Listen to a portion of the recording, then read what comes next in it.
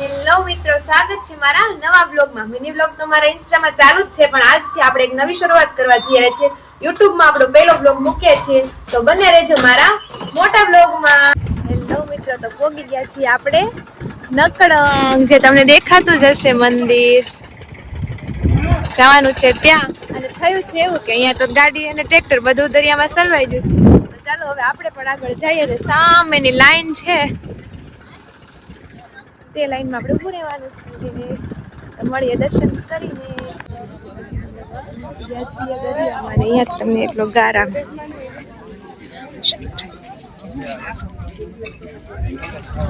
તો ચાલો મિત્રો, મળીએ આપણે હવે આગળ ચાલતા ચાલતા. અને આપણે પણ ચાલવાનું શરૂ કરી દીધેલું છે.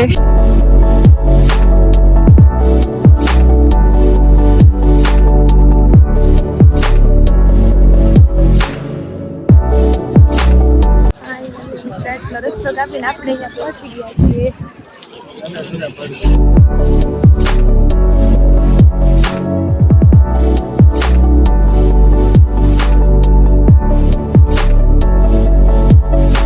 મસ્ત મજાનો ભાઈ પાસે આપણે ચાંદલો પણ કરાવી લીધો છે અને મહાકાલ પણ લખાવી લીધું છે. અને હા, મારા બ્લોગમાં હું તમને પહેલા કહેતા તો ભૂલી જ ગઈ કે મારા બ્લોગમાં ડેઈલીના બ્લોગ આવશે. અને મારા મિની બ્લોગની ચેનલ ઇન્સ્ટામાં છે, લાઈફ વિથ અંજલિ નામની ચેનલ છે. અને આમાં આપણે મોટા બ્લોગ આપણે ચાલુ કર્યા છે. પછી મહાદેવને આપણે જળાભિષેક પણ કરી દીધો. અને નંદીજીના કાનમાં આપણી મનોકામના જો કહેવામાં આવે તો કહેવાય છે કે તે પૂરી થાય છે. કોને કોને આ ખબર છે જરા કોમેન્ટ કરી દેજો હો. અને આપણે પણ આપણી મનોકામના કહી દઈએ. હેલો મિત્રો, આપણે પહોંચી ગયા છીએ અહીંયા નકળંગ મહાદેવ. અને તમે જોઈ શકો છો પબ્લિક અહીંયા બહુ બધી સંખ્યામાં પબ્લિક જોવા મળે છે. અને હા,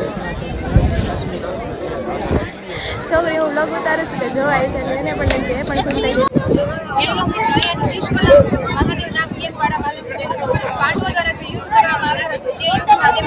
લાગેલો હતો. અને કૃષ્ણ ભગવાનને તેમને જણાવવામાં આવ્યું હતું કે જ્યાં તમે દરિયા કિનારો ખાઓ ત્યાં કાળી ગાય અને કાળી ધ્વજા સાથે તમે મહાદેવના દર્શન કરો. જ્યાં શિવલિંગની સ્થાપના કરો, જ્યાં જેમનો ધજાનો કલર અને ગાયનો કલર બદલાઈ જાય તો તમારું કલર દૂર થયેલું કહેવાય છે. એના માટે અહીંયા પાંડવો દ્વારા 5 શિવલિંગની પૂજા કરવામાં આવી અને અહીંયા એક કાળી ગાયને કાળી ધ્વજા રાખવામાં આવેલા છે. તેમનો કલર સફેદ થઈ ગયો, એટલા માટે પાંડવો પર બધું જ કલર અને એટલા માટે અહીંયાનું નામ નિષ્કલંક મહાદેવ પાડવામાં આવ્યું.